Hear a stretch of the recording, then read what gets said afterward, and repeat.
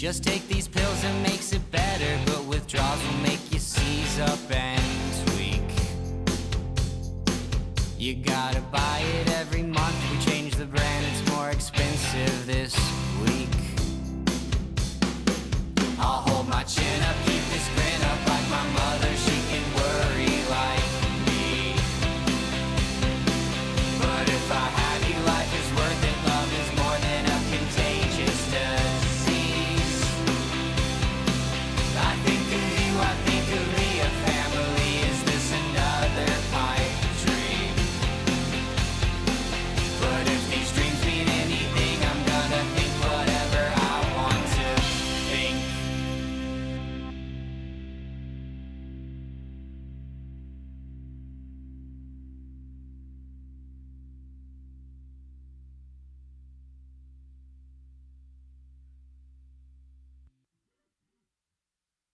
I just can't convince myself to look. Why can't I be strong in the place where you read your books? I just can't rely on happenstance. Didn't say goodbye before you died. I should have took that chance. But you'll never leave me. No, my heart is bleeding, and I know this feeling's not fleeting. Your hugs were the best thing, just wrapped up in your strength. I'd give up to be there right now. I just want you back, we all want that. I just wish that you hadn't forgotten. I hate this disease, I hate human beings. We fall apart before we get broken. I just can't believe you're not here with me. We should be out back sitting underneath that willow tree. Talk and I'd be listening. I didn't take the time to read your mind before you forgot me. Okay, but you'll never leave me. No, my heart is bleeding. We're live.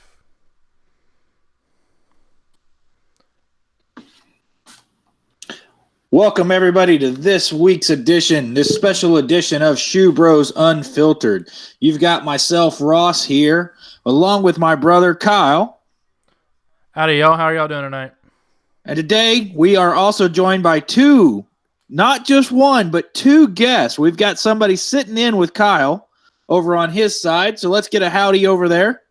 Hey, this is Mike Schumann. Howdy. Gig 'em. So we're going to ignore him for the rest of the show. Good luck. And then we also have our very special guest coming to us live out of Georgia, an Olympian himself, Phillip Jungman. Phillip, please go ahead and introduce yourself to our audience.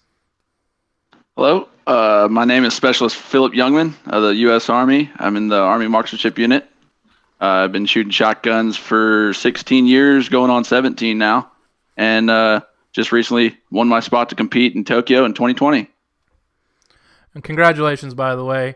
We're Very very proud of you over here in Bryan College Station and Brazos Valley and Caldwell. And, the whole Brazos Valley is definitely rooting for you. You've grown up here locally to us from Caldwell. We grew up in Dime Box. We've known you since, you're 12 years old? Yeah, I mean, probably. I've known Mike since I was 8 at least. Okay. So, we've shot with you. You greatly outpaced us because, you've got a lot better than we are. But, we always loved going out there and shooting with you and having fun. And, it was always a good time to have you out there. You and TJ Bear both were like, if we got to shoot with y'all, we're like, okay, we got to step up our game. These two people know what they're doing. But with that said, can you kind of give us a little bit of your journey from an 8-year-old who met this fool right here, Mike Schumann, all the way to today where you're now qualified to go to the 2020 Tokyo Olympics? Sure. So, I was 8 years old, and I was playing on the street with a couple of the neighbors, and one of the neighbors, he was like, "Hey, you should come with us to the 4-H club." And I didn't really think much of it. Being an 8-year-old, I didn't really even make the decision myself. My parents were like, "Sure, let's go check this thing out." So I went and I joined this 4-H club. It's a great organization. Teaches a lot to kids and teaches a lot to about responsibility and things like that. And that's whenever I met all of the great people of the Brazos County 4-H club that I got to know and love. And one member of that crew was Connie Smotek, who was an Olympian from that range as well. And just being that age and meeting an Olympian, you get so in awe of the situation. And she told us about a local match that was going to be happening in good old Kerrville, Texas, home of Johnny Manziel. But anyways, yeah, Kerrville, Texas was where the match was being held. And I went there for the first time at about 11 years old.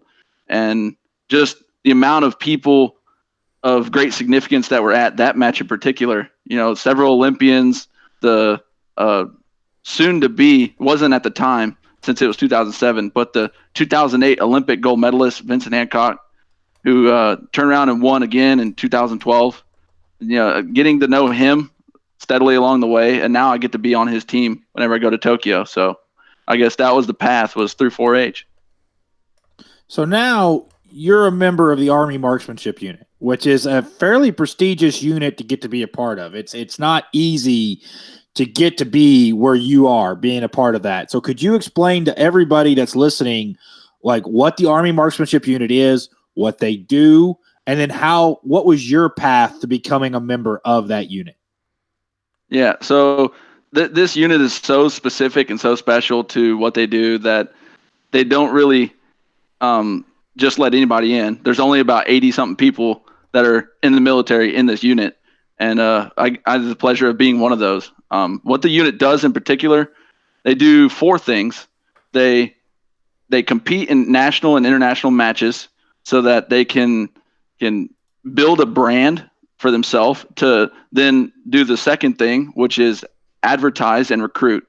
So that's a big goal of theirs, is to use the Olympians and their big following to then bring people into the Army to see what the Army could do for them. Explain to them that there is like over 150 jobs in the Army and how they can join and find what they want to do, because we were able to join and find what we wanted to do. Then the third thing that our unit does is we take everything that we learn about shooting and competing, and we turn around and we teach it to the Army so that they can be more lethal. They teach them how to be more accurate and spread that knowledge amongst the Army to make them the best Army in the world. And then the fourth thing that we do is our fantastic gunsmithing team. We don't just compete with regular ordinary guns from everyday, Walmarts and grocery store, wherever you would buy your local gun for cheap money. They actually have a nice gunsmithing team to look at ballistics on ammunition and look at ballistics on the barrels and the whatever else, the optics that could all go along with this sport. So they've actually turned around and designed some of the most insane guns you've ever seen. Like, I don't know if you ever heard of the M24. That was designed in our office, in our of those 85 people and civilians as well that contributed to creating that gun, which I don't know if you've ever seen the movie American Sniper, but Chris Kyle used an M24 at one point in his career. So that just explains the significance of these types of guns that can come out of our arms room. That's very interesting, Phillip. Now, have you gotten to personally play with any of these guns, or are you kind of specialized where you're only handling shotguns, or do you get to kind of be broad and get to touch a little bit of everything? Well, mostly I spend 99% of my time with shotguns, but I do get to occasionally go see some of these amazing, World War II artifacts like M1 Grands and Mosin Nagant and some of these other just truly iconic firearms from the past. And it's really cool to hold them and know the history behind them. So now, as far as you said, the Army Marksmanship Unit, y'all compete in international competition. So of course you shoot shotgun, you shoot international skeet, but they have other types of shooting competitions that they participate in, correct? I mean, they don't just participate in shotgun. So could you walk us through the other events that not only will be shot in the Olympics, but that also the AMU also participates in. Sure. So I'm a part of the shotgun section, which competes in 2 events itself. It competes in international skeet and international trap, both Olympic events. And we are about 16 of the members of the 80-something people in our unit. And the other sections include the international rifle team, which is another Olympic event. There's several Olympic events of small bore air rifles and small bore like 22s. And their Olympic events according. Another section is there's a service pistol team, which handles your M9s and things like that, just the regular carry type pistols. And then there's a service rifle team, which competes nationally in big matches up in Camp Perry, and they are striving to achieve the goal of being in the President's 100, which is a huge, the top 100 shooters in the nation for their discipline. It's a huge accomplishment and a huge military badge or accolade, I guess you could say, that you get to put on your uniform. Everybody strives to become in the President's 100. And then one other team is the 3-gun, which is the multi-gun team, which is basically more or less a obstacle course with firearms. Now that sounds kind of reckless, but it's running through a course of shooting different shots as fast as you can and being accurate as well, with the fact that, like, if you miss a shot, then you get 5 seconds added to your time, and you're trying to do this course as fast as you can. So that's just a brief overview of the different sections of our unit. Okay, and we've got a quick little comment from the crowd or the audience. Jack Birch says, Phillip, Rose and I are so happy for you. We watched your career progress from your 4-H days to now. Congratulations. All right, yeah. And Jack is Hill Country Shooting Sports. Okay, so we're going to let Mike ask us one question, and then he's going to leave the room. He hosted the first half of the Olympic trials. Yes. And who there? You mentioned some of your influences. So the club is the Brazos Sportsman's 4-H Club in College Station, the first shotgun 4-H club in the nation. So who were your early influences, your coaches, and go along that line? And by the way, what he's looking for is you to say him. That's what he's asking for. Well, yes, obviously Mike was a big help in teaching me not only how to shoot, but then also him knowing me enough to know when to step back and when to step forward. That was one thing that I really admired about Mike in particular, that I really looked forward to whenever I went to the range. But other significant figures that were in my life at the time whenever I was young, my dad was huge. Eddie Lero running the club, he was a huge help for me. Trying to think of who else. Met Todd Graves in 2009. He was a bronze medalist in 2000 in Sydney at the Olympics. He's always been a help for me. The amount of coaching and knowledge that I've received from him over the years, it's untangible. I mean, it's exponential. I mean, what he's taught me in knowing how to view the game, how to view myself, how to know when to turn a brain off and when to turn it on. It's all this balance that you have to use in competition, and it's thanks to those people that I was able to get to the Olympics. So follow up. So your dad was your first coach, of course. And so where did he have a background in shooting, or did he learn this on the job training? He actually had no prior experience. It was just kind of us both together learning as we go along. I mean, back then I was just a kid with a pouch full of shells hanging on my waist. And then, you run into somebody and they're like, why do you have a pouch of shells on your waist and not a vest? It's like, well, we never really looked to spend more money on a vest since we already had a pouch. And then they showed us the pros and cons of a vest versus a pouch. So then you pick up the vest. And then you just meet the next person. Hey, how come you're shooting in, $10 safety glasses? Why don't you spend some money on some nicer glasses? It's like, well, we have these glasses. What's wrong with them? And then they show the pros and cons of the glasses. And then you continue to progress. And this happens slowly over time. It's just like starting in T-ball. You have your parents as a coach, and then you move up to like, middle school age, and then maybe you don't have a parent as a coach anymore. Maybe you more have like a retired high school coach or something like that. And then you move into high school coach, who is probably a collegiate athlete or better. And then you move into college baseball, and then you might have an MLB retiree teaching college or being a coach in college. So you constantly are upgrading along the way, never to achieve your goal is to achieve making it to the Olympics, much like it would be making it to the MLB for baseball. So your dad obviously became a student of the sport and studied it greatly, because at what age did you win your first national match? The first time I made the team would be 2010. I made the 21 and under team, and since then I've made the team just about every year. I think I had a down year in 2011 right after that, but from 2012 on, I've been able to make some sort of team along the way. And while it sounds like it's been easy ever since, it hasn't. It's been slow and gradual. I didn't make the open team until 2018. So from 2012 to 2018, I spent accomplishing myself in the junior category, but still not being good enough to accomplish myself in the open category. So I've been luckily steadily progressing along the way. And are you allowed to talk about the shotgun that you shoot or no? I can talk about just about anything about it except brand, really.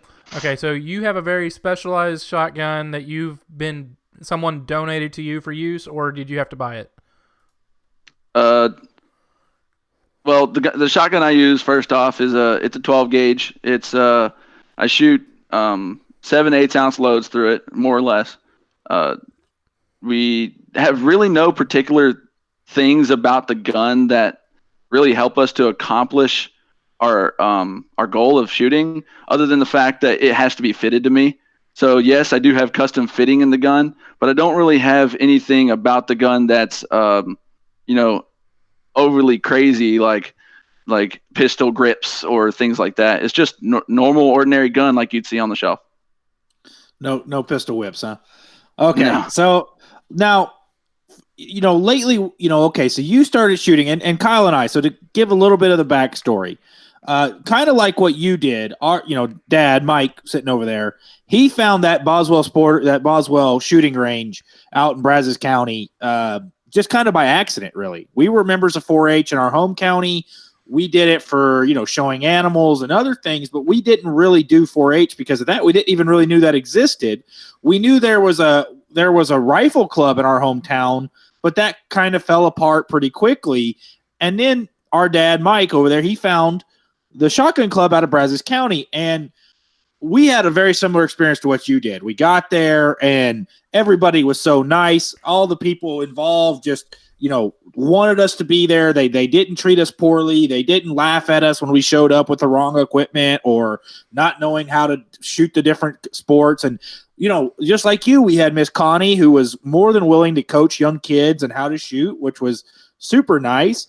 But, it was and that led to a community, but it was a community that revolves around younger kids learning how to shoot. But now, of course, those younger kids learned how to shoot very safely, very correctly. So can you speak a little bit to your upbringing as far as, just shooting guns pretty much your entire life, and how that's affected the way you treat weapons and guns and how you handle them? Sure. So, just like any other event, there's always a mandatory meeting at the beginning. And, even in 4-H, if you don't show up to the safety briefing in the morning, then you can't shoot that day. And at every safety meeting, they all say the exact same thing. Handle every gun as if it's loaded, and keep your action open at all times. So you see the kids, and they're practicing, that's just a few rules of the list of rules. And these kids are walking around they have open guns, and they have it not only an open action, but also open to where everyone can see that action, so that every single person on the range knows that it's a safe gun at all times.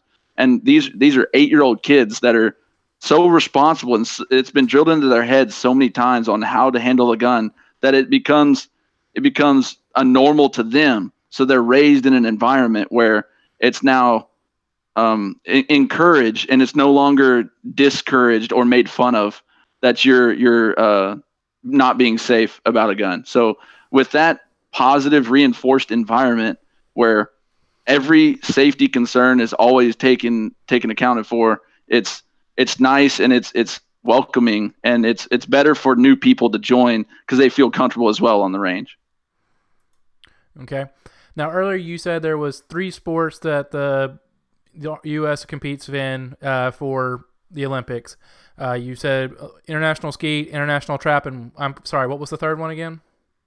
Well, there's actually more than that. There's shotgun, rifle, and pistol. That's Okay. the 3 that compete in USA shooting. And shotgun in particular, there's two events. There's bunker, which is international trap, and then there's international skeet, which is the one that I compete in. And can you kind of give a breakdown of what a typical round will consist of in the international skeet competition? And then once you've competed, like how many rounds do you shoot? And then once you've gotten to a certain point, let's say you get to the finals, what's then the breakdown on how the winner is determined? Sure. So just a brief overview for those that have never shot skeet before. It's basically there's 2 machines that are designed to throw a frisbee-looking disc that is about the size of a CD, and you have one machine on the left and one machine on the right, and they throw more or less almost straight to each other, and it crosses in the middle. And what you do is you start on the left-hand side with a straightaway going away from you and a target coming at you, and you continue around in a semicircle to where you're at the top, where you now have 2 crossing shots, and then you continue around even more until you're back to the right machine, where you now have a straightaway going away and a straightaway coming back at you again. So that's skeet. As far as what was the back half of your question? So how many rounds will you shoot typically in an international competition? And then if you were in the top, let's say, I think it's 6, what is the determination on who wins, who gets second, third, fourth, fifth, sixth, how does it determine who wins? So the format of a competition would be a normal round is 25 shots, where you start on the left hand, like I was talking about, underneath the first machine, and then you go all the way around to the other machine. That course of fire takes 25 shots, which is about 30 minutes long. And you'll do that in overseas matches. You'll do that 3 times the first day, and then you'll go into the second day and you'll do it another 2 times. And then out of that 125 shots that's fired, they place you from first through whatever's last, and the top 6 will make a final. If there's some sort of tie, of course, you go into a sudden death, missing out to see who joins into the final. And then whenever you get into the final, it's hard to explain the bib numbers, but basically more or less you all shoot the final, and the last place score drops out periodically throughout the final out of 60 shots. So the way it works is they drop somebody after 20 shots, they drop last place, and then 30 shots, they drop last place again, then again at 40, again at 50, and then whenever you shoot to 60, there's only 2 people left shooting for the gold medal. So since this is an international sport, since it's an Olympic sport, that means lots of other countries are competing in this. And you, because you've shot in international competition for now a good amount of time, last 7-8 years, you've been shooting international competition, correct? Yes. So, I mean, is there a specific country, other than the United States, that you would say has, in any sport, certain countries typically are better? Like with soccer, usually Argentina and Brazil have really good soccer teams with Germany. Are there any other countries that you're specifically looking forward to competing against, that there's shooters on those teams that you know are going to be super difficult?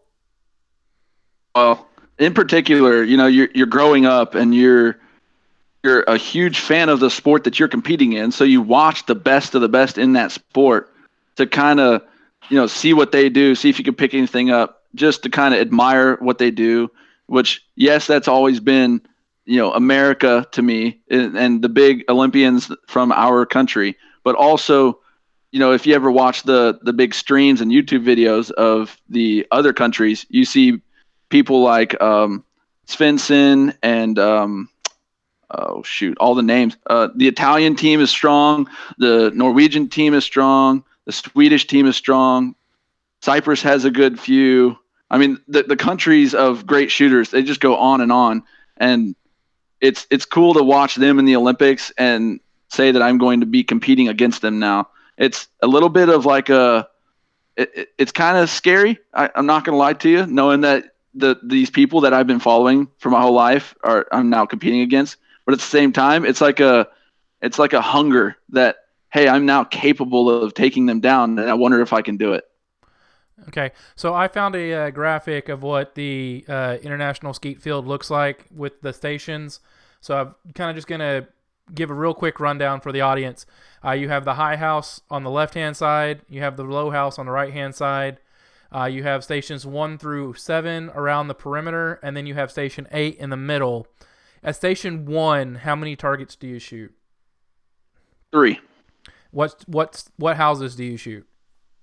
Shoot the left-hand house, which is the high house first, and then you shoot a double on the next one. Okay. Then you move to station 2. How many targets do you shoot there? You shoot the exact same sequence. You shoot a high house and a double. Okay. Stations 3 through 5 are the same, correct? No, that's actually incorrect. On station 3, you shoot a high and a double as well. Okay, then what about station 4? Station 4, you shoot a high single and then a low single. Is that just a high and a low single, no double? That's it. Nope. Okay. You end up coming back after you reach station 7. Okay. So station 5, you then shoot what? A low single and then a double. Okay. Station 6? The same thing as station 5, a low single and then a double. On station 7, is it just a double or is it a low and a double? It's just a double to make it an odd number. If it was completely symmetrical, then it would be 26 shots. Okay. And then you said you come back to station 4? Correct. So after station 7, you walk back to station 4, and then you shoot a double, shooting the high house first, and then the second pair, you shoot a double, shooting the low house first. Okay, and then you walk out to station 8. Correct. And you shoot. Go ahead. You shoot a high single and then a low single on station 8. Okay. All of this is being done with 3-second delay, and the gun starts at your hip, and the targets are going about 60 miles an hour, and the shell limit of 24 grams of ammunition, and there's several other differences between international skeet and American skeet, but that's just a few. Okay. So now the U.S. has a long history of shooting in Olympic sports and doing fairly well. As you mentioned, Connie Smoltek, the lady, that coached you and us, but there's other, great Olympians that have come out of U.S. shooting. Could you speak to some of those different Olympians and, specifically like Kim Rhodey or, the gentleman that you'll be shooting with in Tokyo and that'll be on your teammate? These are people who have shot many, many Olympics and done very well for the United States. Sure. So, Kim Rhodey, I mean, she's such an iconic person. Going to 6 Olympics in a row and winning 6 medals in a row, that it's almost like I can't even imagine. I'm excited just making it to the Olympics for my first time. I can't even imagine what it would feel like to have 6 Olympics under my belt and 6 medals at the same time. That's just, it shows to her work ethic and the amount of time and energy and effort and finances, I guess you could say too, that goes into this sport to achieve something like that. And on top of that, she's such a great personality, and she's it's unfortunate to her that she didn't make it this quad to go to Tokyo to continue that streak, but it just shows you that you got to work continuously, that there's always going to be a young gun back there that's trying to make it and take you out if you're the veteran. So, hats off to her though for what she's accomplished in her career. And then Vincent Hancock as well. He was a 2008 gold medalist and 2012 gold medalist, like I just said recently. And 2016, he was Olympian as well. So this will be his 4th Olympics. And the guy is a machine. It's the best way I can explain it. Whenever you stand behind him, his mechanics are just so perfect that I've never seen another person even remotely close to him in mechanics.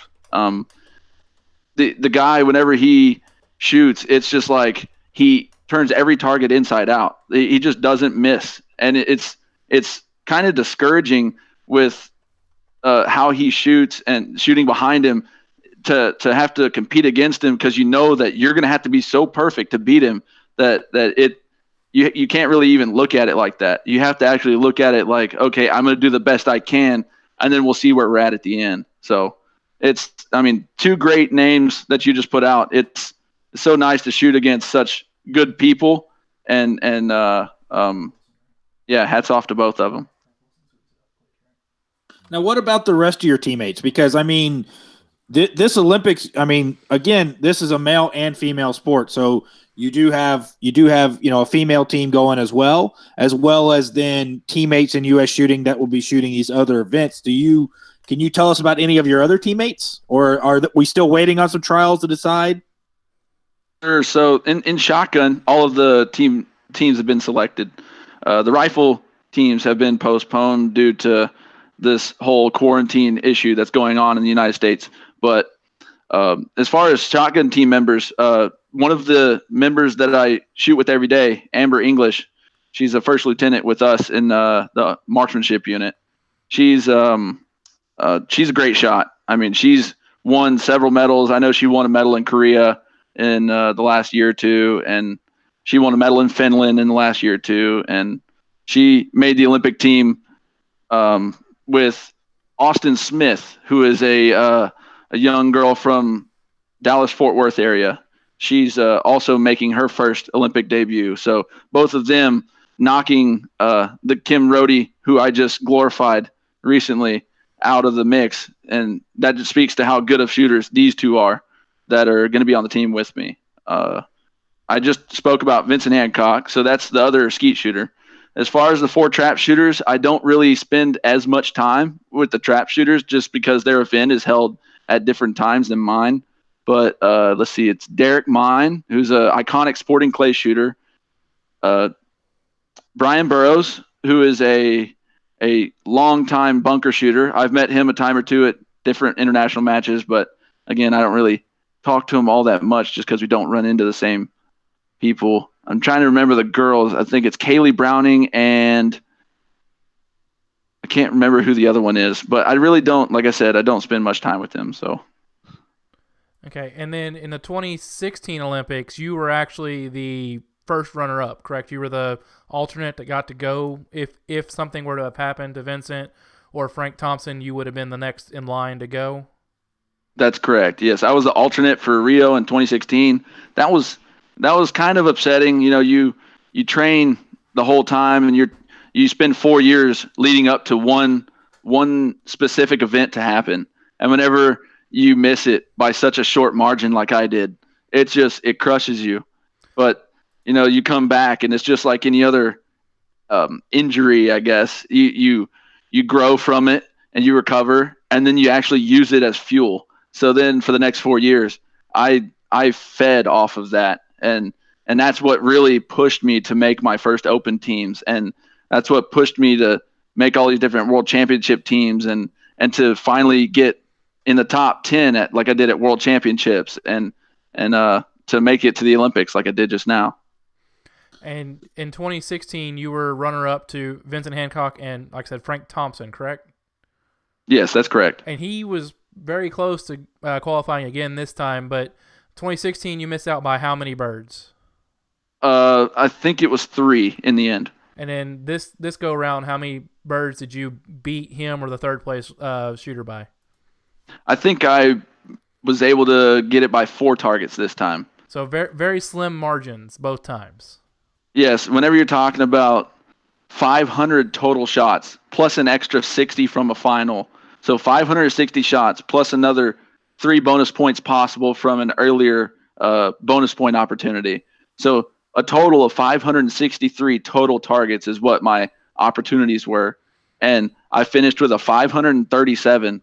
That we're talking about less than 1% of a margin, less than that 1% of error. So whether it was the wind blew wrong one time, I mean, that could be the difference in these situations. So I want to go back a little bit on the Army Marksmanship Unit because it's very festive. Kyle and I both served in the military, and now you've been in the military what now? 4 years? Just over 3. Just over 3. So you'll be coming up on 4. So, but you've been in the Army Marksmanship Unit basically since you joined the Army. You joined the Army to join the Marksmanship Unit, correct?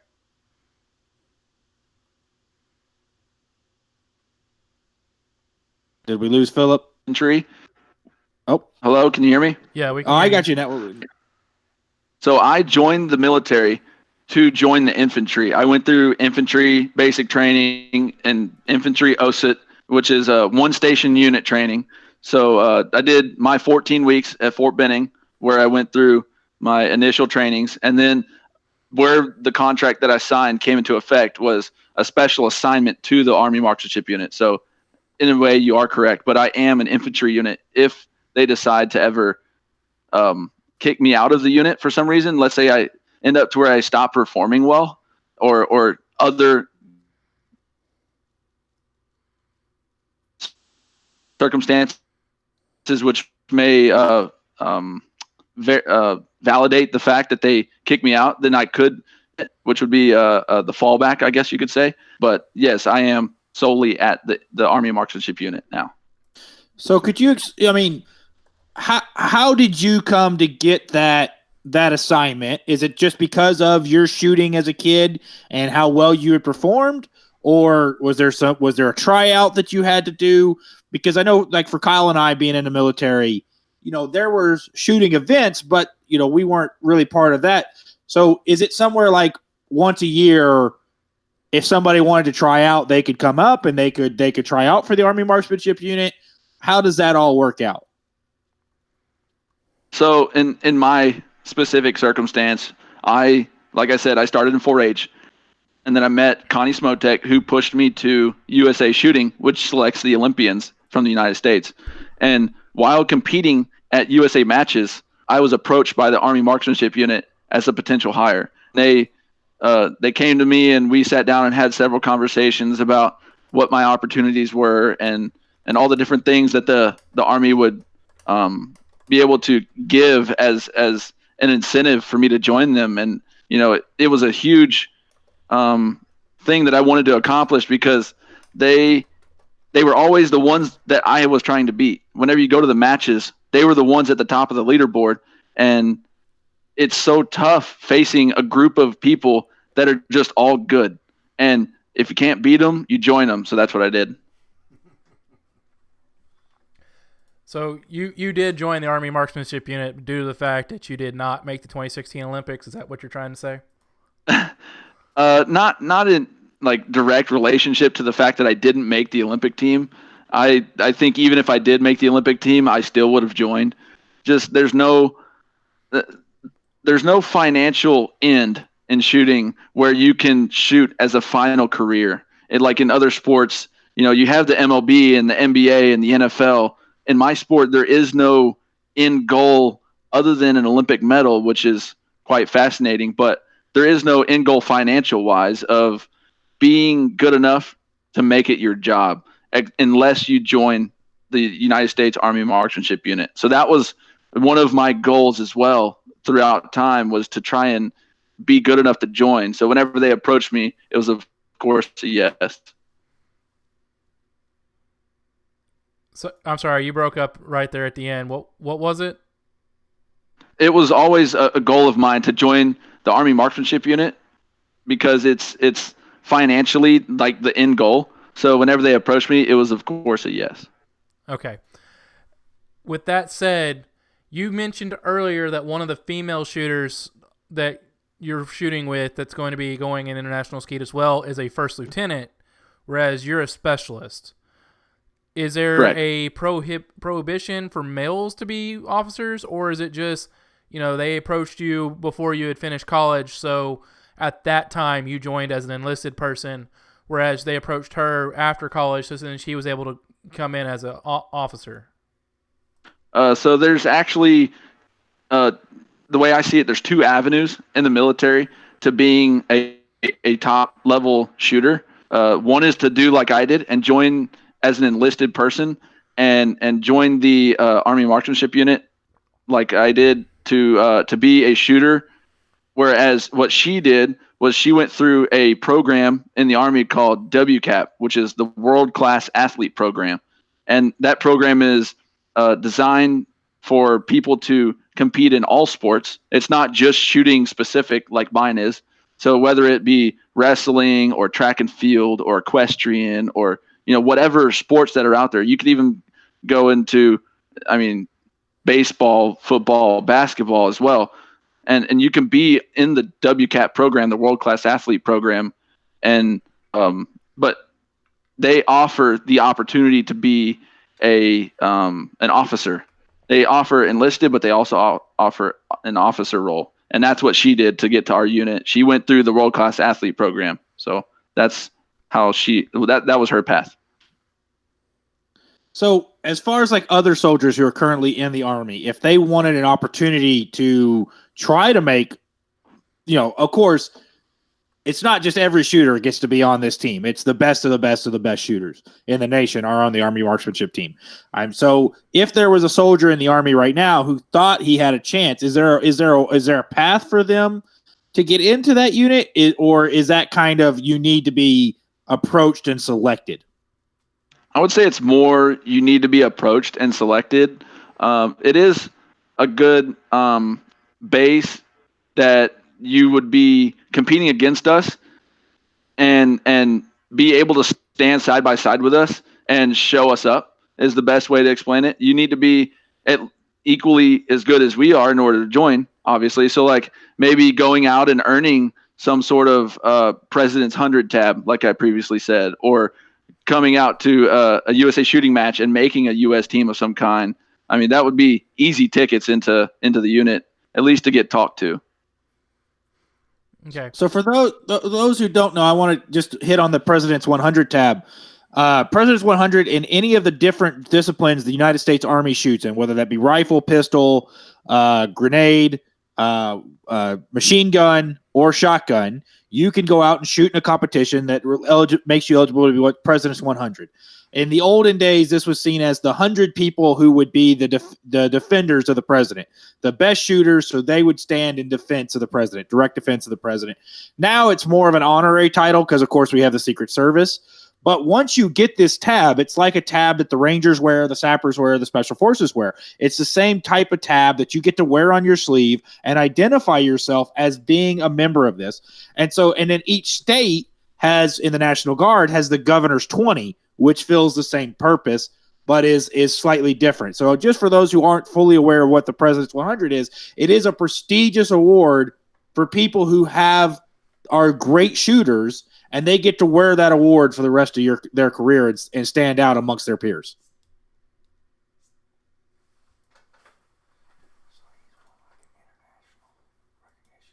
We can hear you, Dad. The microphone's good enough. Okay. The international medal that you've won, that's a very coveted spot also. Whisper in his ear. Phillip, tell us about the international recognition you got. The International Distinguished Badge? That one. Yeah, that one. Okay, sure. So I recently earned the International Distinguished Badge, which is a badge given to not only military but also civilians.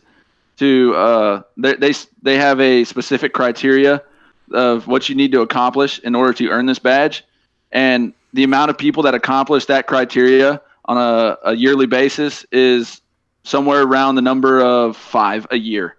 And I know I talked to somebody who earned the badge 20 years ago, and their number on the badge is only 100 less than mine. So I think in total I'm badge 513. I think that's correct. I don't know specifically if that's correct, but that tells you that since the creation of this badge, only 513 people have ever earned it. And so that is one of the best decorations that I have to wear on my service uniform. Now, as being a member of the Army Marksmanship Unit, you said you do shoot shotguns primarily, and they try to get you to do things to help bring attention to the Army. is one of those things trick shooting? And if so, what are some of the coolest trick shots that you've ever done?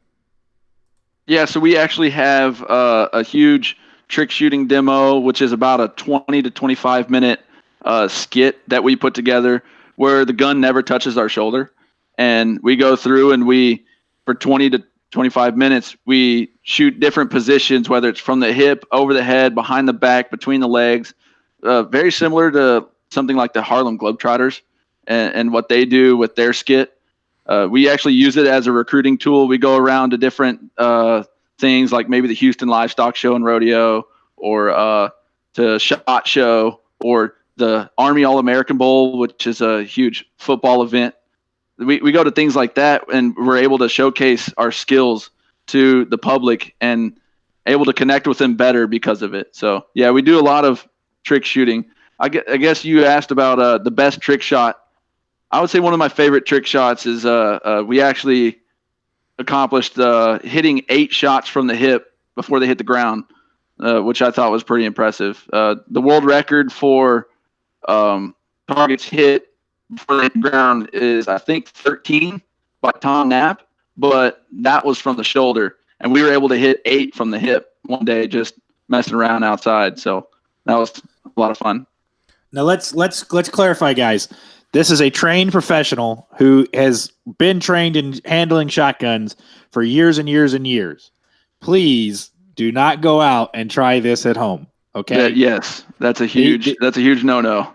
These are people who do this every day, who know exactly what they're doing, who understand the risks that are involved in this. There is risk involved anytime you have a gun in your hands, but again, these are people who are trained to do it as safely as humanly possible to eliminate as much risk as can be eliminated whatsoever. So as far as everything else, I mean, you're out at Fort Benning, correct? That's correct. So do y'all ever get to participate in any of the regular Army stuff? I mean, how much interaction do you have with everyday Army? So we still do everything just like a normal Army personnel would. We still have PT tests. We still have promotional boards. We still go to schools to rank up. As far as our interaction with the military, I mentioned previously that we do a lot of training of the personnel in the military so that we can pass along what we learn about shooting to the Army to make them more lethal. And we have a group of individuals whose job is solely to do that. That's called the Instructor Training Group. It's a group of 5 or 6 guys, I think, currently that go out, and I guess the best way to explain it is they teach the teachers. So they teach people how to go out and teach their unit how to shoot. So that way they can maximize the number of personnel that they have an effect on. And they have an effect on several thousand soldiers a year. In the 5 digits of soldiers a year get training that stems from us. So then, as you mentioned that, y'all's gunsmiths build a lot of interesting variants and different guns, but there's also, things coming out with sighting systems, with, IR cameras and things like that. Do you get to try any of that stuff out beforehand? Do you get to play with any of the new stuff coming out that maybe only Special Forces would be using? I haven't really gotten to use many of the different cool looking night optics and stuff like that. More what I've been able to experience myself is just learning different stats and ballistics of the character of certain rounds that the military uses, like specifically the 5.56 ammunition that our normal line units use on a day-to-day basis. Just learning things like 7 miles per hour of wind changes your trajectory of a bullet by 1 minute of angle. And I know that sounds like it's a lot of gibberish at the moment, but each degree of a circle, there's 360 degrees in a circle. Each degree can be broken down into 60 minutes, which is about 1 inch at 100 meters.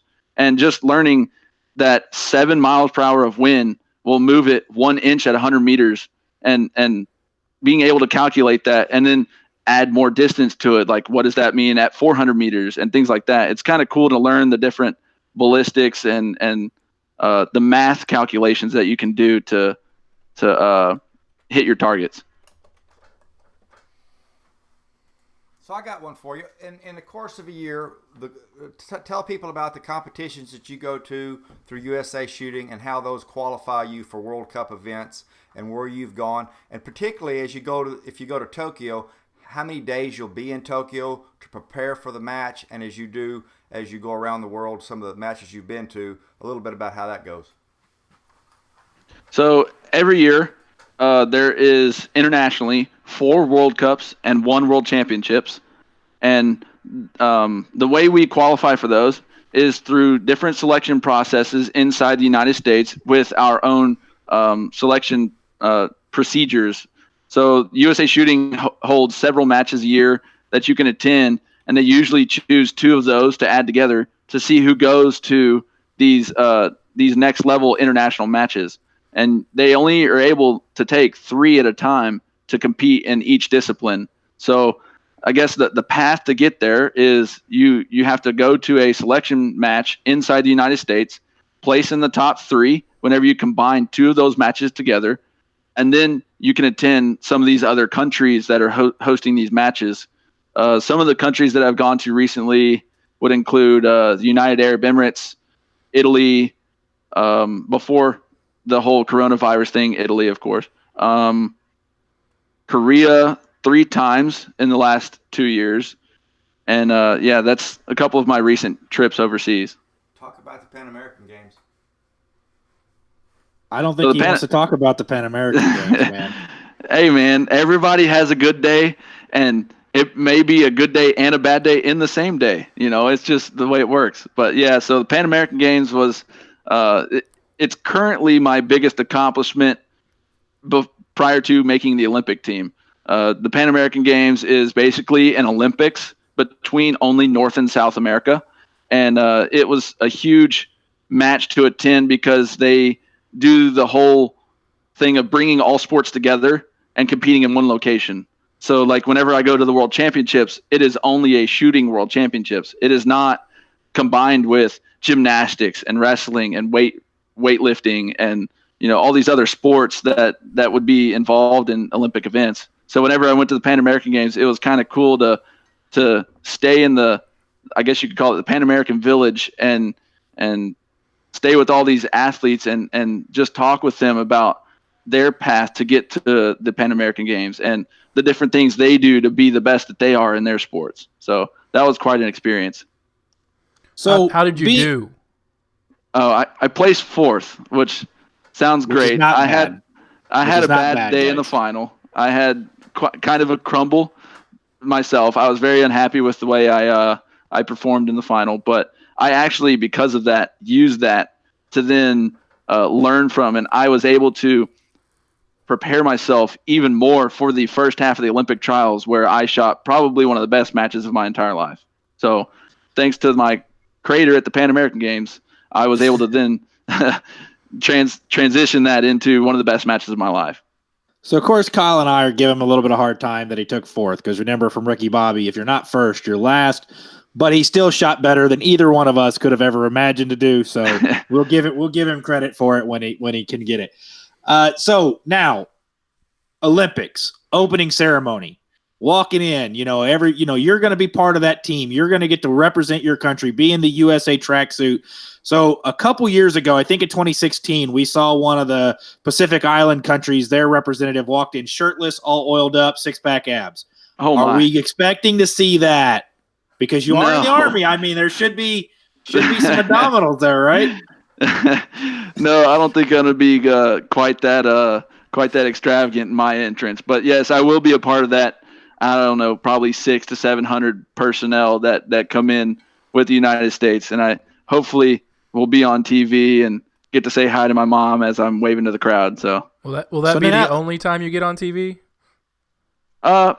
As far as filming for the Olympics, the rights are owned by NBC, so it's kind of up to them of how much we're on TV. Usually we don't really make it on a normal broadcasting service, but they will most likely have at least a final on a stream service of some kind on the internet. Yeah, and as this year, we're going to be so starved for sports come. Now, the Olympics start in June, correct? They start July 24th or 25th, something like that. Okay, so July 25th, but I mean, right now, no NBA, no golf, no baseball, nothing. This is quite possibly going to be one of the most watched Olympics we're ever going to have because people are just going to be like, sports, some Yes, amount of of course. sport. Now that you are an active duty soldier, does that put you at the front of the line to carry the flag in? I think the flag carrying mostly goes to the best athletes of the Olympians. You know, there's the Olympians, and then there's the Olympians that have performed better than every other Olympian, and I think those are the ones that should be the ones carrying the flag. And I know that Kim Rhodey carried the flag in 2000. I guess that'd be 2015 at the Pan American Games in Toronto. And I thought that was quite an honor for a shooter to be chosen to carry the flag. So that was kind of cool. I don't know who the flag bearer is or if it's even been named yet, but I don't expect myself to be named. I haven't really been to the Olympics before, so I figure I'm kind of on the bottom of that list, military aside.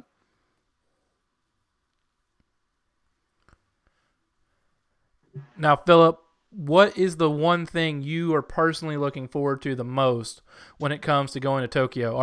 Have you ever been to Tokyo? And if so, is there something you want to do a second time? And if you haven't been, is there something that your friends have told you, this is a must do, you've got to do this? Is there anything in your mind that just has to be done while you're over there? So I didn't really think of this all that much beforehand, but whenever I was at Pan Am's, the most exhilarating experience of my life was coming out of that tunnel and seeing a whole stadium full of people, and they're all chanting USA at one time. And even just the USA group of us that walked out to Pan Am's, prior to walking out, we're standing there and we're waiting on the official to move out of the way so that we can walk out of the tunnel because the cameras are ready for us. And while we're sitting there, the whole crowd of athletes is screaming USA, USA. And it's just this exhilarating feeling. And to be able to say that I'm going to be able to do that at the Olympics is going to be one of the coolest moments of my life. So that's one huge thing that I'm looking forward to. And of course, I'm looking to win the gold medal whenever I go. That's another lifelong dream of mine. So now remember, if you're not first, you're last. And we accept nothing less. Oh, I'm kidding, of course. I will do everything I can to bring home that nice, fantastic, beautiful gold medal. So if the virus had not come about, where would you be today? So the virus really has not had a long-lasting effect on the Olympics yet, but it has had an effect on some of these events that we had planned prior to. Like currently, I'm not even supposed to be in the United States right now. I should be at a World Cup in India. I would be in New Delhi right now shooting targets at a match there. But due to the virus and the restricted travel from all different countries, as well as the United States military, they've actually cut us back to where we can't attend some of these events. And a lot of these events have just straight up canceled. So coming up in the next month, there was supposed to be an event held in Tokyo on the venue that the Olympics is supposed to be held, just as like a practice run so that they can see if all of their equipment works correctly.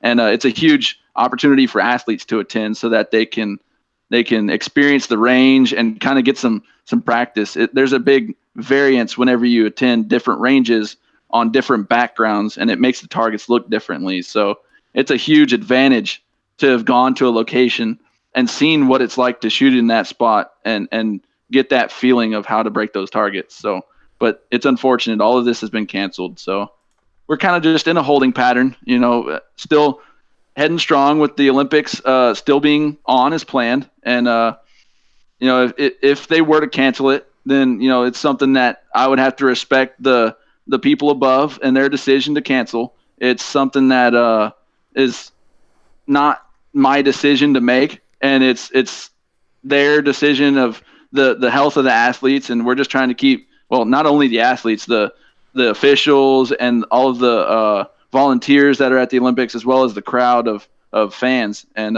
we don't want anybody to get sick from this virus, and it's everything we can do to combat it. So typically, if you go to Tokyo, how many days ahead of time do you travel over there to practice or whatever, and what's the thinking behind the number of days you need to be there in advance? So we actually did have a couple different options on the table for what to do for like pre-events, and such as like getting in the time zone and making sure that we're not jet lagged for the match or things like that, just to regulate ourselves and get accustomed to the location. But we haven't really come up with anything concrete yet, just because of how much things are in limbo. But I'm looking forward to being at least a week out if I can. So can you? I want to. The Army Marksmanship Unit, to me, that's such a neat thing. So, can you just explain what's a day in the life of a member of the Army Marksmanship Unit? How do you go about every day? Is it just shoot every day? What is it? So it's not just shooting. I mean, yes, shooting is obviously the big focus, but you're also sitting down and you're planning out a calendar of, okay, I need to be physically my best shooting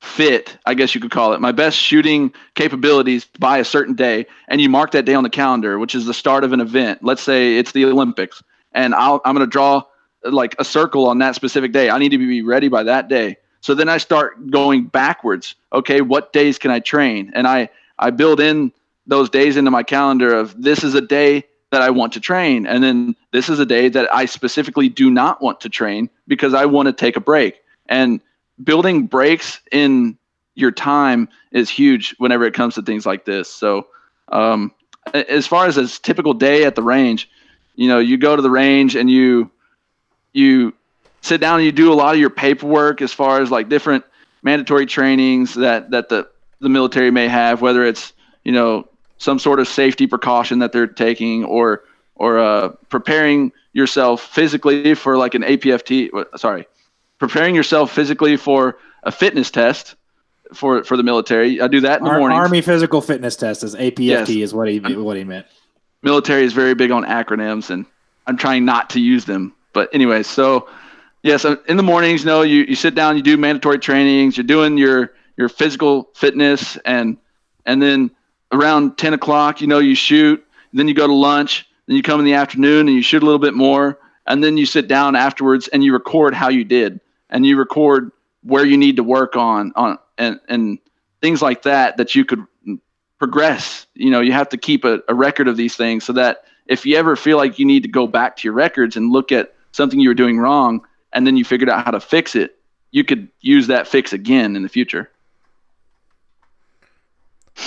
So part of the Army Physical Fitness Test, where are you usually standing? We're going to give you a little hard time since we know what a perfect score is, which is a 300. Where do you typically fall in that test? I'm typically a solid 275. That's my typical test score. They're currently going to be switching it. I'm actually preparing for my last physical fitness test, and they're actually switching it to what's called the Army Combat Fitness Test, which is going to be testing 6 total events instead of 3. So the total will now become a possible 600 is the best total score. I mean, they said they were going to do that when I was in, and I got out in 2014. So I'm going to say that probably not going to happen, but hurry up and wait is the name of the game when it comes to the military. So on that 25 points that you're lacking, where is it from? The push-ups, the sit-ups, or the run? I'd say Phillip, it's probably a little from all three. If you are more than welcome to ask him what his score would be right now. Probably like a 150 right now. If I think you'd be around a 12. No. I mean, yeah, the Army focuses a lot on, not only physical fitness, but also wear and appearance. So being sharply dressed and having a nice haircut, shaved, things like that. Let's turn your head real quick. Let's see that. Let's see the appearance of the fade real quick. Go ahead, turn. I shaved just before the interview. You can't catch me. Well, thank you. We appreciate that, sir. We did not, as you can tell. Yeah. We're going the opposite direction here after many years of having to shave. So Kyle did 6 years, I did 10. Of course, we were National Guard our entire career, so it's a little bit different. We didn't wake up every day and do it, but we did spend a large amount of time serving in the military as well. So that's why I guess it's so interesting for me with the marksmanship unit, just because it's so different than what our time in the military was and how we interacted with the military and what our experience was. So let me guess. So since you're 275, you currently qualify to go to Ranger School. That's a good enough PT score to go to Ranger School. Is there any plans in your future to further yourself on that side of the military? I'm not really looking at it at the moment. I'm more focused on going to the Olympics and being the best shooter that I can currently. And then my next priority is achieving the rank of sergeant. I'm very close to that, and being as close as I am, that would then be what I aim for after the Olympics. That's hopefully maybe I could get it expedited after winning Olympic gold or something like that. I don't know. You think you might have a better board score if you walk in there with your gold medal? I don't know if I could wear a gold medal into the board with the uniform, but maybe I could stick it in my pocket or something like that. I mean, so one of the most interesting things I always enjoyed about the military was just the camaraderie of your unit. Just, having the soldiers. So are you guys built up like a normal unit where you have an NCO and you have a platoon leader? Are y'all built like that, or is it more built individually where you just fall part of the unit? So we do have the same type of structure, although a normal battalion is going to have several thousand soldiers in it. Our battalion has, like I said, 80 something, like 85, I think.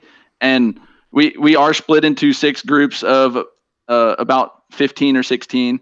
And those 6 groups have an NCO that's a leader. And then they report to a first sergeant who reports to a sergeant major, just the normal chain of command like any other military group.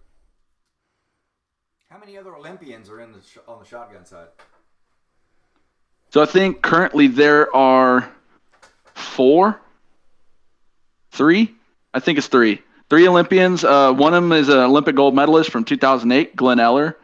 I know that we are constantly talking with them about different ways to shoot and the next best strategy. And you were talking about the camaraderie, just being amongst some of the best shooters. You can bounce ideas off of each other of, hey, what do you think about adding this specific detail to my gun? Or what do you think about this specific detail of my vest? Or, what do you think about this specific move whenever I'm out here shooting this one shot? And we bounce different ideas off of each other, and it helps for the greater good of the whole team, is just talking with each other about the best strategies. And would you say one of the best things to prepare you for this is flinging birds out of a large slingshot, or is that just one of the things that makes your upper arm strength better? Are you referencing back in the day before I joined the military, whenever I was at work? I'm referencing real life Angry Birds. I would say that in no way helps with shooting. We had some good times though. It helps with your dodging, because as sometimes when those birds come out a little bit low, you need to dodge. For those who don't know, we worked together for 4 years, so we had a lot. Yeah, of I used to guide hunts with the Schumann brothers. So other than that, I mean, we're getting about to our time here, and I know you got other things to do, and you got to be up probably pretty early in the morning. But as far as, again, as Kyle said, we're extremely proud of you. We do consider you like a little brother. We like to give you hell, but that's just part of being a little brother. We give you noogies and stuff like that when we see you. Not anymore. Maybe you're bigger than us now. Maybe you've put on some weight, put on some pounds, put on some muscle there. But we are extremely proud of you and extremely proud of what you're doing for this country, because you are not only going to represent this country as an Olympian, but you're going to go represent this country as a soldier and as somebody who puts on the uniform every day and is willing to stand up. And, like you said, regardless of what you do now, you're assigned to the Army Marksmanship Unit, you're still a soldier. And that if necessary, you would be standing in the line to protect our freedom. So we do really appreciate the fact that you've been willing to take on that mantle and take on that position and be somebody that the country can look to. So if you could say something to all the kids in your high school, which maybe you've forgotten that opportunity to already, but if you could say something to all the kids from like Dimebox High School, Caldwell High School, Giddings High School, all these small towns in the U.S. all over the place about how far you made it from such a small town that, Caldwell is 3,000-4,000 people, to where you are now, what would be the one bit of advice or the one thing you would tell them to motivate them for the future? I think the best one piece of advice would be something along the lines of pick one thing and be the best you can be at it. And I was able to do that. I picked my one thing, and I spent every waking moment of my life doing what I could to make myself better at that one thing, and it's gotten me here. And it doesn't matter what it is. It could be a doctor. You could be the best doctor you can be, and next thing you know, you're doing huge next level surgeries on different, groundbreaking events. It could be being a pilot of some kind, and next thing you know, you're flying a jet, or just pick whatever it is. Pick one thing and be the absolute best you can at that one thing. That would be my one piece of advice. All right, thank you so much, Phillip. I want to go ahead and tell you how much I appreciate you coming on the show and being willing to come on the show. I know your schedule is hectic, especially with all the travel you do, so definitely do appreciate you for coming. If someone wanted to find out more about you or the Army Marksmanship Unit, how could they do so? What's the best way of finding out more about you and the Army Marksmanship Unit? I would say the best way would either be looking at our Facebook page or our Instagram page. The Army Marksmanship Unit is big on putting out their media resources, and that's the best way to look at me and follow me along in the Olympics if you can't find it online, things like that. So, yeah, huge shout out to the Army Marksmanship Unit, and thank you guys for having me on the show.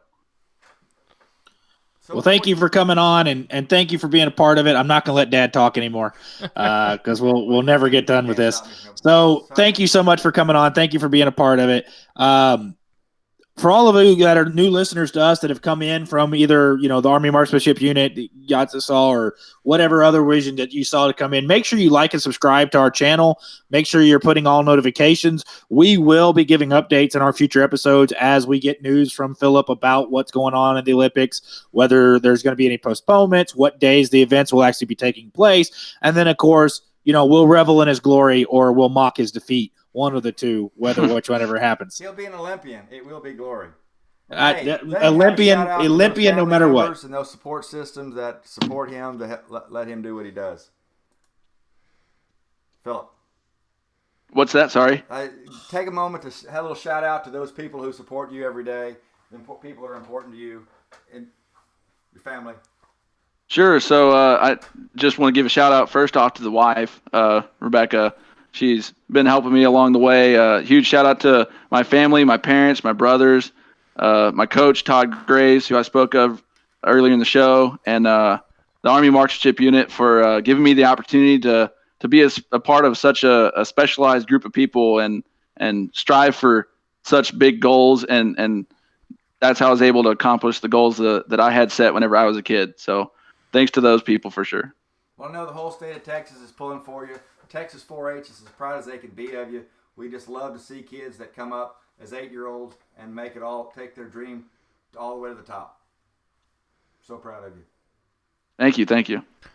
So as far as it goes with Dad's coaching, we know that was primarily showing you what not to do when it comes to shotgun shooting. I can't say I taught him anything about shotgunning. So whenever that was, with our dad, it's always what not to do, how not to do it. Those are always the things that we learn from him. I learned that from you. This is what I have to deal with, people. So again, Phillip, you will always be an Olympian. We'll always be super proud of you for that. We look forward to seeing what comes for you in the next one, and then hopefully in 3-4 years we'll be talking to you again as the next time Olympian, and then so forth and so on. And then we'll start stacking gold medals up, and we'll see how high we can make the pile go. Yes, I think Michael Phelps is at 8. Is that correct? He's at 8 gold medals. I think he's a little higher than that. Well, let's Google that real quick. I think it's more like 16. Because Well, he competed in Phillip- multiple events in multiple years. Yeah. So, Phillip, if someone wants to find you on Twitter, Facebook, YouTube, whatever it may be, do you have a preferred social media? And if so, what is the how can they find you? I do. I have a Facebook and an Instagram at Phillip Jungman. And Phillip Jungman, I don't have any particular changes with the name. It's just my first and last name. 2 L's and a J on Jungman. So it's 23 gold medals. So, Phillip, I expect you to be shooting for that. Very quickly be overcoming that number. That means you're going to have to make at least 24 straight Olympics. I think that's possible. Well, he That's wins all- World Cups. Pass that to Those don't count. No, only Olympic medals we care about. All right. So to give a little shout out to our father here, who kind enough to join us in studio, or Kind enough, interrupting enough. or as we like to say, barge his way in, whether we lock the door or not. He had a his, chainsaw and he was willing to use it. He can be found at quailhuntdimebox.com, or Mike Schumann is his Facebook. Please feel free to reach out to him. You can call him directly at 979-540-0745 and book a hunt. I had to try to not give my phone number away. It was almost a doxing. I know, right? He'll gladly take you on a full day guided hunt where myself, Phillip, and Ross have all been guides. I currently still do guide since I live, 45 minutes away or so. And you're doing one Saturday. I am doing one Saturday. Because, yes. I was told it was canceled, so I'm working again Saturday. So come join me, come join Dad, come out to the Great content ranch for the show, and guys. Charles, and come out to the ranch and do a little quail hunting with us. Ross, how can people find you? So it's at ROSSSCHUMANN on Twitter. For Phillip's sake, we're going to go at Romeo Oscar Sierra Sierra Sierra Charlie Hotel Uniform Mike Alpha November. You can reach out to me on Twitter. You can have fun with me on Twitter. I like to debate things. I like to talk to people about things. I'm not short-winded. That's definitely true. You guys should know that by now. Feel free to reach out to me any form you want to. I'm always happy for a laugh, but be prepared. If you're going to come at the dog, he might bite. Hey, you have to come in person if you want to know what Charles's nickname is for Phillip. We can't put that out over the air. No. And you can find me on Twitter at Kyle Schumann08. Spelt the same way exactly as Ross, except, I have an 08 at the end, and my first name's better. Other than that, all the links to the Army Marksmanship Unit, as well as me and Ross's Twitter account, are in the description below. Feel free to click on those. Go give Ross a hard time on Twitter. He loves to be trolled. Please do so. That's his favorite thing in the world, is to argue with trolls. Bring it. I love it so much. I spend so much of my day just giving you guys hell. It makes me so happy when somebody tries to come at me with it. Please do it. All right, Phillip, any parting words before we say adieu? I have none. Thank you for having me on the show, and look forward to the next show. All right, guys. So we'll have more shows coming up for you. Make sure you've liked and subscribed to the channel. Make sure you go follow Phillip on Facebook and Instagram so you can see what he's up to. He posts his trick shot videos on there every now and then, and you can watch him do stupid stuff with a shotgun. Make sure you follow our channel. Make sure you follow us on Twitter. Make sure you go look up Quail Hunt Dimebox Texas and all those other good things. Thank you so much for paying attention. Thank you so much for listening to us. Thank you so much for watching us. Thank you so much to Phillip, and good luck to you, sir, as you go and compete and make our country proud. Tokyo 2020. Thanks and gig 'em, y'all. Y'all have a good night. I could get up, hold my chin up. Confidence is just a bluff for the weak. Might take a peek in my self-pity to realize it's selfishness for the meek. Just take these pills, it makes it better, but withdrawals will make